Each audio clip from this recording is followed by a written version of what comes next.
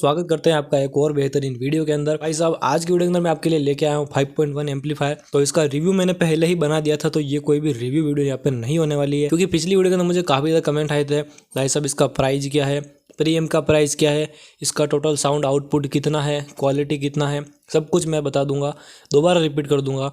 और ये मैंने सब कुछ क्लियर कर रखा है। और ये इनपुट है, तो ये इनपुट ब्लूटूथ से देना चाहिए, ऑक्स से देना चाहिए, इसको भी पावर देना है ब्लूटूथ को, वो किससे दें, मतलब कि बैटरी से चलाएं, मतलब किस टाइप से पावर दें, ऐसे काफ़ी ज़्यादा क्वेश्चंस थे, तो मैं सब कुछ क्लियर करूंगा। लेकिन आज की वीडियो का टॉपिक ये नहीं है।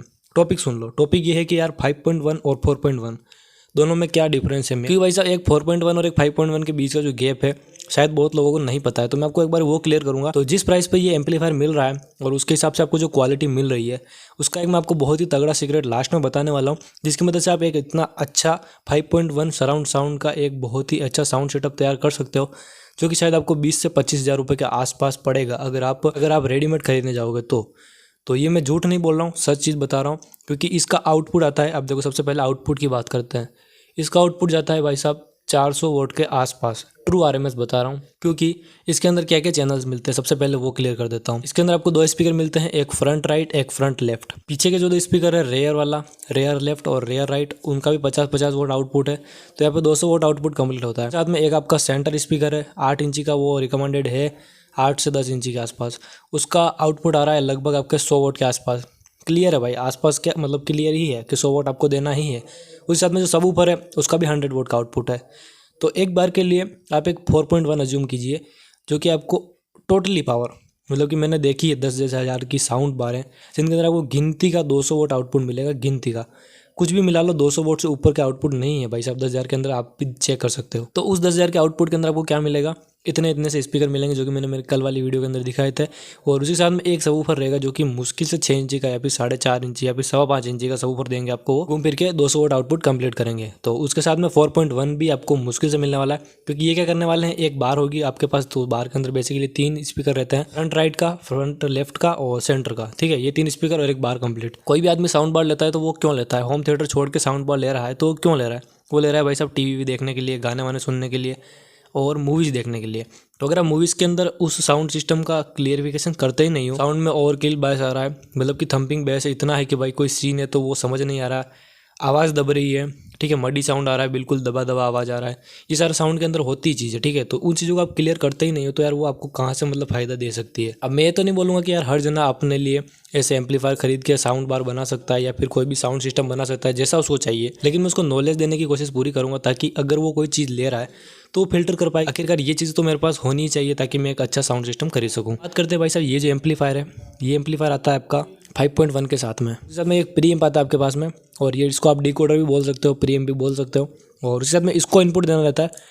ये जो एम्पलीफायर है ये इस प्रीएम्प से इनपुट लेता है, एंड ये जो प्रीएम्प है, प्रीएम्प को इनपुट देना रहेगा आपको, या तो आप ब्लूटूथ के जरिए दे सकते हो, मैंने 40 रुपये की चिप लगा रखी है आप देख सकते हैं, या फिर एक ऑक्स के जरिए आप इस प्रीएम्प को इनपुट दे सकते हो। अब ये गणित काम कैसे करती है, क्यों यहाँ पे डायरेक्टली ये एम्पलीफायर को यूज़ नहीं किया जा रहा है, क्यों यहाँ पे इस प्रीएम्प की ज़रूरत पड़ रही है, तो ये सबसे बड़ा पॉइंट है, क्योंकि ये चीज़ें बहुत कम लोगों को पता है, और जिनको पता है वो सही से एक्सप्लेन नहीं कर पाते हैं। शायद मैं आपको अच्छे से एक्सप्लेन कर दूं, तो आप बिल्कुल ध्यान से वीडियो को देखिए। अभी आप जितने भी जने, आपको केवल यही उम्मीद हो रही होगी कि अगर मेरे पास ये एम्पलीफायर और ये प्रीएम्प है तो मैं इसको यूज़ करके रियल 5.1 ऑडियो का मज़ा ले सकता हूँ। तो आप यहाँ पे 50% गलत है, 50% सही है, क्योंकि एक रियल 5.1 सराउंड ऑडियो का मज़ा लेने के लिए आपके पास वो ऑडियो या फिर वो वीडियो भी होना ज़रूरी है जो असली में रिकॉर्ड भी उसी सिस्टम के अंदर किया गया हो, यानी जो रिकॉर्ड भी 5.1 के अंदर ही किया गया हो। अगर ये चीज़ आपको समझ में नहीं आएगी, कहने का मतलब आसान है, अगर कोई रिकॉर्ड की हुई आवाज़ जिसके अंदर 5.1 ऑडियो का आप मज़ा लेना चाहते हैं, वो 5.1 के अंदर रिकॉर्डेड हो ही नहीं, तो आपको कैसे आवाज़ आएगी। अब इस चीज़ को आप ऐसे समझिए, ये मेरा हाथ है और राइट साइड के अंदर कोई आवाज़ आ रही है आपको, ये आपके साथ में होता होगा कभी कभार, राइट साइड के अंदर आवाज़ सारी कंप्लीटली आ रही है, जो भी आवाज़ है राइट साइड वाली सारी कंप्लीट है, लेकिन लेफ़्ट साइड के अंदर कोई आवाज़ है ही नहीं। एक बार के लिए मान के देखिए, राइट साइड के अंदर सारी आवाज़ें हैं, लेफ़्ट साइड के अंदर कोई आवाज़ है ही नहीं। और अब इसका आप इसको अगर आप रिकॉर्ड करके ईयरफोन के अंदर सुनोगे तो आपको केवल राइट में ही आवाज़ आएगी, मैं सही हूँ तो लेफ्ट के अंदर कोई आवाज़ नहीं आएगी। क्यों? क्योंकि ये 2.1 के अंदर रिकॉर्ड है, मतलब कि कह सकते हैं कि 2 चैनल होते हैं, राइट और लेफ्ट।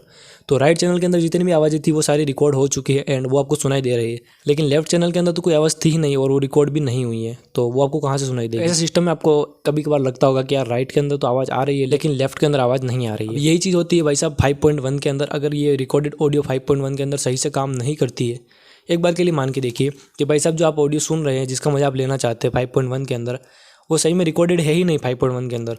तो आप चाहे कुछ ही सुन लीजिए, इस पर आपको वो फील नहीं मिलेगा जो आप लेना चाहते हैं। ये 5.1 का ऑडियो मैं इतना जोर देके क्यों बोल रहा हूँ, क्योंकि इसका काम क्या रहता है मैंने कल की वीडियो के अंदर हल्का समझाया था 4.1 से, उसी के जैसा है। आप इसको भी समझते हैं कि सिंपल सा कंसेप्ट होता है। सबसे पहले आता है इनपुट।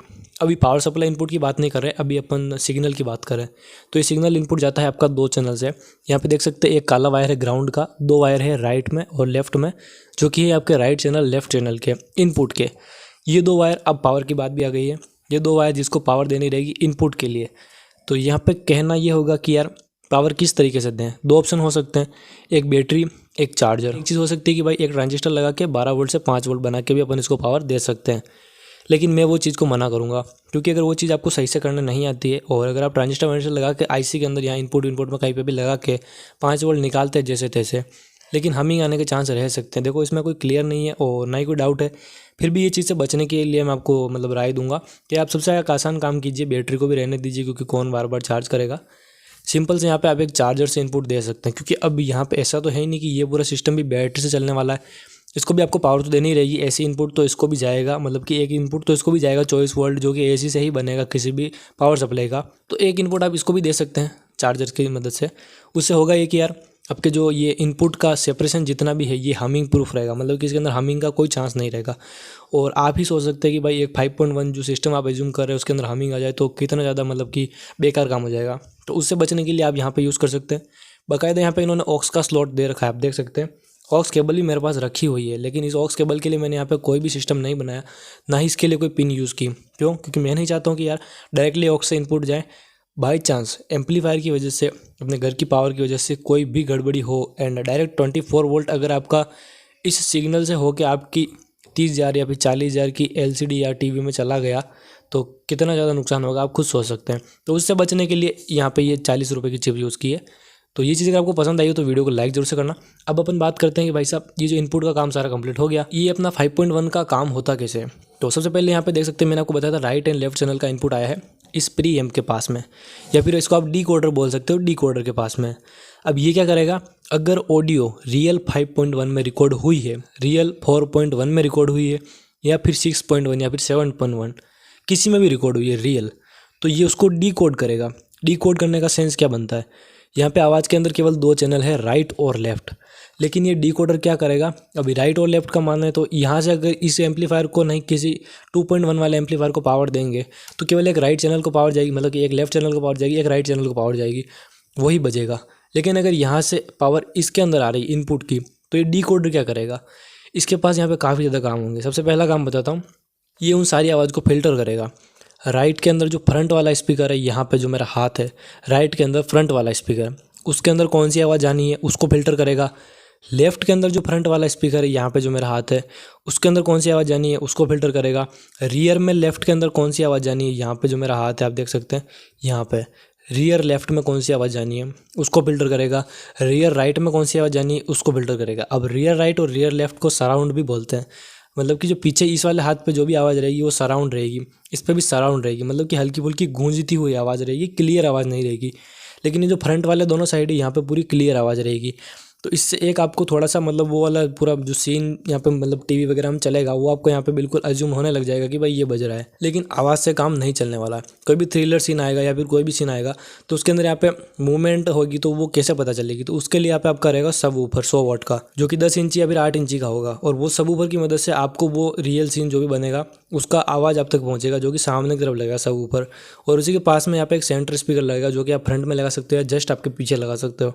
वो सेंटर स्पीकर आपको इस पूरे सराउंड का एक जो आवाज़ के अंदर जो गैप बन रहा है, राइट से लेफ्ट तक का गैप, एक से फ्रंट तक का गैप, उस गैप को कवर करने में हेल्प करेगा आपका वो सराउंड के साथ में सेंटर स्पीकर। और ये सारे मिलके जब प्ले होंगे तब आपको एक रियल ऑडियो मिलेगी, लेकिन वो रियल ऑडियो अभी तक भी कंप्लीट नहीं हुई है। सेपरेशन है वो तो ये प्रीएम्प कर देगा, और इसकी मदद से यहाँ पे ये देख सकते हैं ये जो आउटपुट बना है ये आउटपुट किसके लिए जाएगा? अब ये प्रीएम का काम था कि भाई सेपरेट करना, डिकोड करना, वो उसने कर दिया। अब ये जो आउटपुट बना, ये आउटपुट जाएगा भाई साहब इस एम्पलीफायर के अंदर, और ये जो आउटपुट है प्रीएम का आउटपुट, एम्पलीफायर अपने लिए इनपुट लेगा और इस इनपुट को बूस्ट करेगा यहाँ पे, और फिर आपको एक रियल ऑडियो मिलेगी जो कि असली में 5.1 के अंदर रिकॉर्ड भी हुई है और प्ले भी हो रही है। इसका एक सिस्टम अगर आप चाहते हो तो मैं बनाऊंगा, लेकिन भाई साहब इसके अंदर काफ़ी ज़्यादा मेहनत है। तो इस वीडियो के ऊपर मेरे को लगभग 800 लाइक चाहिए। जब भी कभी पूरे होंगे तब मैं सोचूंगा कि हाँ इसको अपन बनाने का तैयार करते हैं, काफ़ी ज़्यादा अच्छे रिजल्ट भी आएंगे। अब मैं थोड़ा सा आउटपुट के बारे में बता देता हूँ, इसके स्पीकर वगैरह में, पावर वगैरह में कितना क्या देना रहता है। 24 वोल्ट पे काम लोगे तो सारे स्पीकर जो भी हैं 8 ओम पे चाहिए, और जो आपका सेंटर स्पीकर है वो भी 8 ओम पे चाहिए, और जो सबवूफर है वो 4 ओम पे चाहिए। पावर कितनी देनी है वोट्स की बता दूं तो 8 ओम के ऊपर आपको 50-50 वोल्ट के सारे स्पीकर रखने हैं, 4 ओम फ्रंट वाले, लेफ्ट वाले और रियर वाले दोनों, फ्रंट लेफ्ट 50-50 वोल्ट के होने चाहिए। ज़्यादा होंगे चलेंगे, कम होंगे तो वो उसी पे लोड पड़ेगा।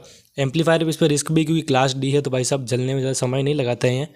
उस हिसाब में सेंटर स्पीकर की बात करें, 100 वाट का सेंटर स्पीकर होना चाहिए, 8 ओम का होना चाहिए। अब कोई समझदार लोग 2-2 स्पीकर यहाँ पे पैरेलल करने की कोशिश करेंगे। 8 ओम से 4 ओम हुआ तो ये हीट होगा, 4 ओम से 2 ओम हुआ तो ये डायरेक्ट जल जाएगा कनेक्ट करते ही। उस हिसाब में जो सबवूफर रहेगा उस पर आपको 100 वाट देने रहेंगे। और 100 वाट के साथ में आपको एक चीज़ बता दूँ, बैंड पास इंक्लोजर इसके लिए कोई भी काम का नहीं है, क्योंकि यहाँ पे आपको एक ओवरकिल थम्पी बेस नहीं चाहिए। यहाँ पे आपको एक सिंपल मिनिमलिस्टिक बेस चाहिए जो कि इस सराउंड को बता सके, ना कि वो वाइब्रेशन वाला बेस जो कि मतलब पूरा घर ही गुंजा दे और जो आवाज़ सुनाई दे रही वो यहाँ पे काम नहीं है। क्योंकि गाने तक तो वो सीमित है, लेकिन जब मूवीज़ वगैरह के अंदर सीन बनता है तो उसके अंदर वो चीज़ का काम नहीं रहता। तो यहाँ पे आपको एक पोर्ट्रेट बॉक्स ही लेना पड़ेगा। और साथ में इसके अंदर इनपुट अगर आप 24 वोल्ट पर दे रहे हो तो मैं आपको बता दी ये सब चीज़ चाहिए। अगर आप 12 वोल्ट पे देते हो तो ये सब आधे हो जाएंगे। 12 वोल्ट के ऊपर आपके वोल्टेज सेम रहेंगे, 50-50, 100-100 ही रहेंगे, लेकिन 8 ओम की जगह 4 ओम हो जाएंगे। तो काम पूरा वही करेगा। 4 ओम, 8 ओम, 2 ओम का गणित आपको पता है, मैंने वीडियो भी डाल रखी है, आप चेक कर सकते हो। और उसी साथ में फिलहाल के लिए इतना ही था। कोई चीज़ कवर नहीं हुई तो कमेंट कर देना, भविष्य के अंदर वीडियो मिल जाएगी। जय हिंद, वंदे मातरम।